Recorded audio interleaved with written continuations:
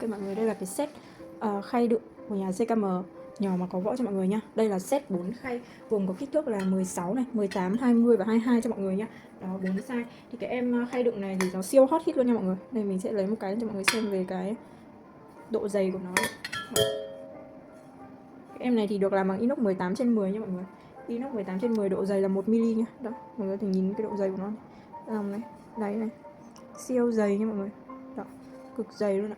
Và cái em này thì mọi người có thể dùng để đựng thực phẩm này, ướp đồ ăn, nướng hấp hay là làm khay bánh đều được nha mọi người. Em này thì sẽ chịu nhiệt cực tốt ạ. Chịu nhiệt rất là tốt nha. Mọi người có thể dùng cả trong lò nướng, thậm chí rửa bằng máy rửa bát mà không lo bị biến dạng hay là giảm chất lượng. Chất liệu thì là inox 18/10 cao cấp, bền đẹp theo thời gian này, không hen rỉ, chịu lực tốt, an toàn tuyệt đối cho sức khỏe và không thương nhiễm vào thực phẩm nha mọi người. Đây, có 4 kích thước, đủ mọi kích thước cho mọi nhu cầu. Dù nấu ít hay nấu nhiều thì mọi người đều có thể chọn size phù hợp. Đây 16, 18, 20 và 22 cho mọi người nhé. Đó.